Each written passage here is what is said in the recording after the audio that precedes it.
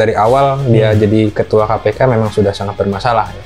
Sama siapa lagi masyarakat mau percaya gitu untuk memberantas korupsi? Karena memang ya kita tahu sendiri korupsi ini adalah budaya yang Firly bisa melakukan korupsi itu, padahal udah ada dewan pengawas. Nah, ini apakah ada kecolongan dari dewan pengawas atau seperti apa kan nggak tahu.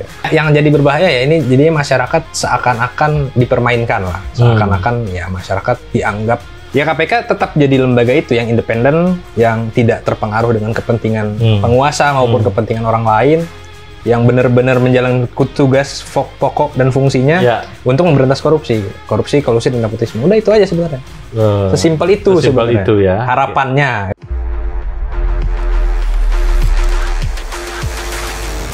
Halo sahabat OMB, obrolan wajib baru.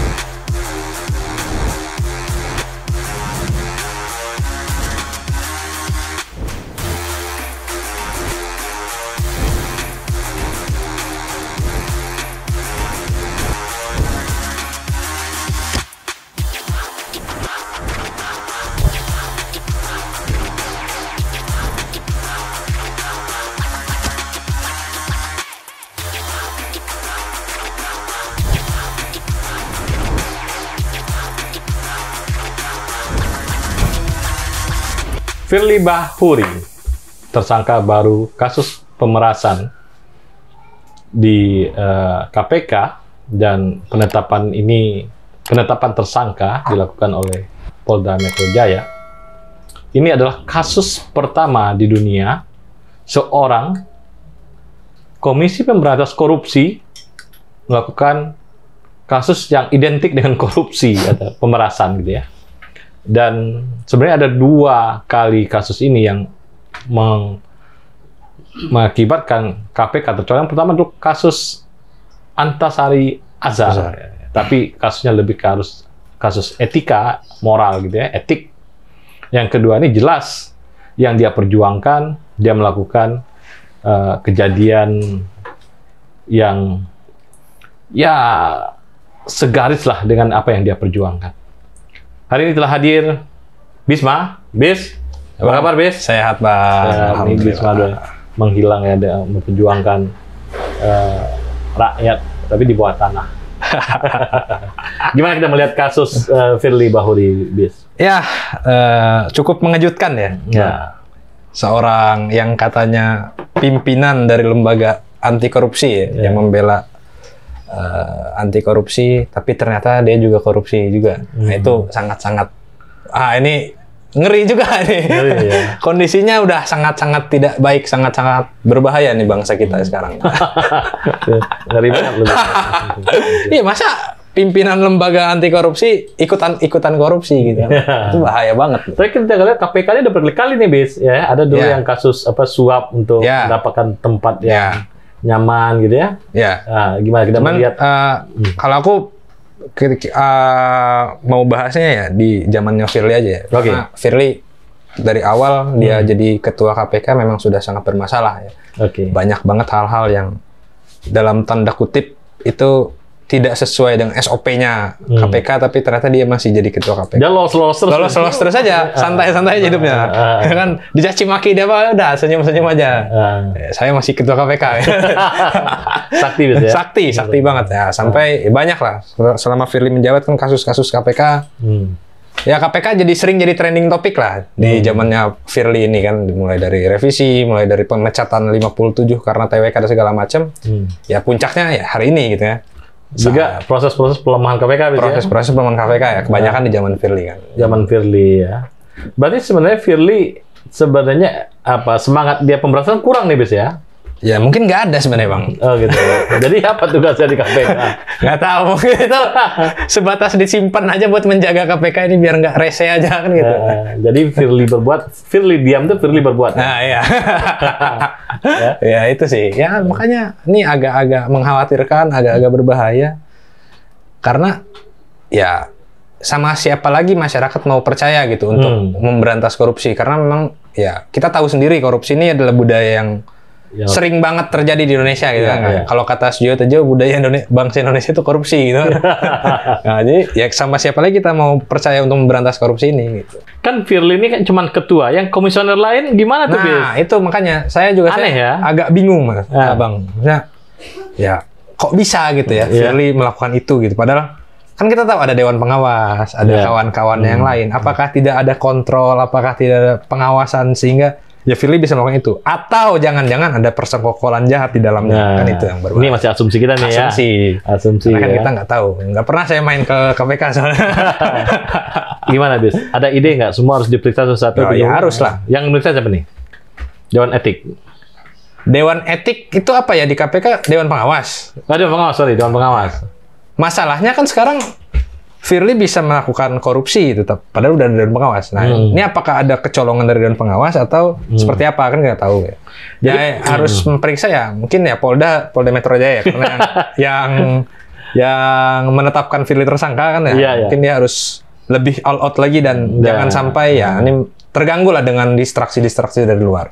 Bisa juga pengembangan kasus ya. Ya. Pengembangan kasus akhirnya yang lain-lain tersangkut-sangkut Ya. gitu ya. Bahaya juga. Ya dewan pengawas juga harus diperiksa kayaknya, Mas. Bang. Oh iya? Iyalah. Kenapa? Alasan lo apa? Ya karena bisa kecolongan gini kan nggak tahu kita. Nggak tahu ya. Ya harus diperiksa Jadi juga. Dewan Kenapa Pengawas bisa ini, Bis, kecolongan? kalau dia diam, dia bekerja juga. Mungkin ya lagi menghitung nih, lagi aduh gimana Ya, apalagi di penghujung kekuasaan ini kan Iya, berat ya. berat. Ini Kemudian dulu kan di MK juga dulu diperpanjang, Bis ya. ya Masa jabatan KPK nih. Ini gimana sih, Bis? Kok bisa gitu? ini jadi pertanyaan besar nih kan. Firly sudah ditetapkan tersangka. Ya sekarang lagi dinonaktifkan sementara kan ya. Cuman dia katanya mau mengajukan peradilan. Kita lihat aja ini keberlangsungan kasusnya. Kita tebak-tebakan, Bis. Kayaknya Firly ini lolos deh, soalnya sakti. Lu nih. Ya. Sakti soalnya. Sakti soalnya ya. Saktinya itu berkali-kali, Bis, ya. Iya. Nggak sekali gitu ya. Iya. Ya, yang jadi berbahaya ya ini jadinya masyarakat seakan-akan dipermainkan lah, seakan-akan ya masyarakat dianggap bisa dibodoh-bodohi dengan permainan elit-elit ini kan, itu yang sangat disayangkan. Padahal masyarakat ya pemegang kedaulatan tertinggi negara ini harusnya ya dilayani dengan sebaik hati, dilayani sebaik mungkin sehingga ya kasus-kasus seperti ini harusnya tidak terjadi gitu. Iya, iya.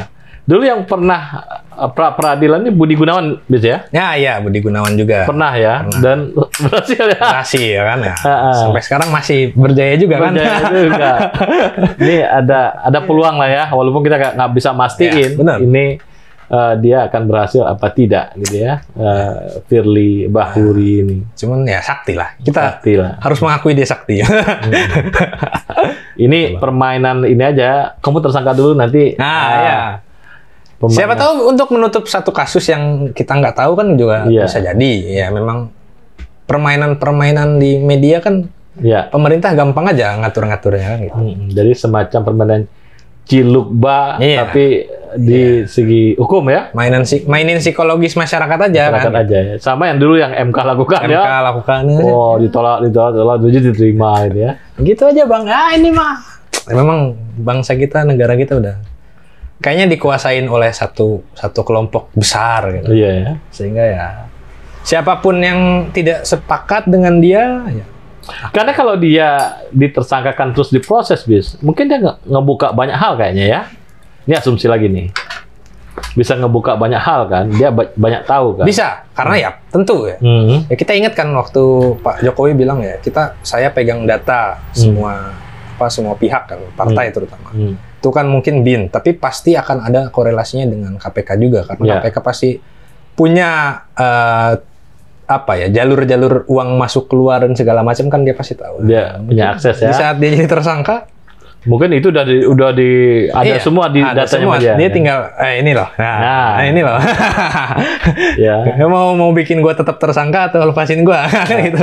Itu jadi senjata berbahaya juga kan. Berbahaya juga ya. Karena ya selama ini kan kayak kasusnya Antasari misalnya. Antasari juga akhirnya bebas, Bis ya? Iya, cuman kan ya sempat agak ini cuman ya bebas juga. Itu sih yang makanya budaya permisif ini harus dihilangkan dari bangsa kita. Ya di saat dia salah, di saat dia memang sudah terbukti bersalah, jadi tersangka korupsi, jadi ya koruptor gitu ya. Ya harusnya ya kita menghakimi dia secara sosial dan mungkin secara finansial juga harus kita hakimi. Gitu. Ini KPK yang pertama polisi Pak Firly, Bis. Ada sebelumnya? Kurang tahu sih, Bang saya. Cuman kayaknya yang paling familiar dan paling fenomenal Firly. Ya, Firly udah 2 kali dia pernah deputi. Ya, sebelum menjadi ketua kan dia deputi dulu deputi, ya. Ya. Nah, di periode pertama Pak Jokowi dia deputi, periode berikutnya ketua gitu ya. Emang jago, Mas. Jagoan ini, ya ini. Jagoan. Pendekar-pendekar ini kan. Dan tanpa halangan dia jadi ketua itu kan. Nah, ini ya, mulus lancar. mulus lancar. Gila ya. Tidak ada perlawanan, tidak ada. Ada mungkin perlawanan tapi ya jadinya diredamkan perlawanan. Perlawanan ya. Ini memang menjadi republik mafia jadinya ya. Jadi semua itu bisa diatur. Ya, Republik rasa kerajaan kan. Ya, gitu. Bah ya. Republik rasa kerajaan, banyak ada yang bilang. Banyak yang bilang gitu ya. Jadi ya begitulah. Begitulah. Tapi kemarin dia sempat konferensi pers itu bahwa dia ini ya belaan ya. Iya. Dan pas dia ditetapkan jadi tersangka dia masih bilang, "Wah, saya masih tetap fokus untuk mengerjakan tugas-tugas sebagai ketua KPK." Oh, dia belum diganti nih. Tapi udah kan? Udah dinonaktifkan, udah diganti sama siapa saya lupa. Ya, cuman ya tetap aja kan masih bebas jalan-jalan segala macam. Kok dia belum masuk jeruji itu ya? Belum lah. Itu sampai sekarang masih belum ditahan. Belum ditahan. Ya, makanya harapannya Polda Metro Jaya beranilah buat mengeluarkan surat penahanan kan, biar dia nggak kemana-mana. Biar nggak kemana-mana ya. Itu Polda Metro Jaya. Ini polisi udah 2 kali ya kasus Sambo, ini satu lagi ya. Keren nih polisi ini lagi bersih kayaknya kan. Bersih. Tapi bersihnya di depan-depan beranda. Nggak sampai ke belakang. Kalau dibersihin sampai ke belakang kan semuanya kayaknya. Yang tiang belakang runtuh. Ya benar. Ya, gitu lah. kita di samping polisi sangat dibutuhkan, Bis, sangat dibutuhkan di negara ini karena kalau nggak ada polisi nanti negara ini dong nggak aman, nggak ada yang bisa ini yang nggak ada yang nangkap Firly Bahuri nanti. Bisa jalin. Nah, ini ke depan apa nih, Bis? Untuk KPK, apa mimpi kita untuk KPK? Ya, KPK kan lembaga yang dihasilkan dari reformasi ya, salah satu lembaga yang buah dari reformasi. Ya, tujuan reformasi kan jelas menghapuskan KKN, korupsi, kolusi, nepotisme, dan KPK menjadi garda terdepan untuk itu. Ya, harapan kita masyarakat biasa, mahasiswa segala macam ya KPK tetap jadi lembaga itu yang independen, yang tidak terpengaruh dengan kepentingan penguasa maupun kepentingan orang lain, yang benar-benar menjalankan tugas pokok dan fungsinya untuk memberantas korupsi, kolusi, dan nepotisme. Udah itu aja sebenarnya. Sesimpel itu sebenarnya. Itu ya. Harapannya. Kan? Kita harus cari orang suci untuk. Iya, yang benar-benar bisa melepaskan seluruh kepentingan orang gitu. Di saat dia jadi pejabat KPK dia bisa melepaskan kepentingan yang ada di samping kiri kanan atas bawah dia gitu. Oh gitu ya. Gitu. Ada nggak di Indonesia orang kayak gitu, Bis?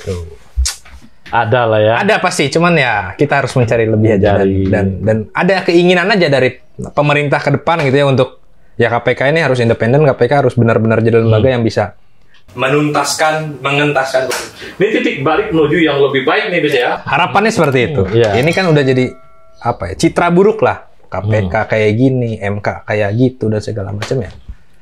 Semua lembaga reformasi sekarang dipermainkan ya. Masa gitu ya, para tokoh-tokoh reformasi masih aja cuap-cuap. Oke, Bis. Iya, Bang. Inilah Bisma, aktivis ITB.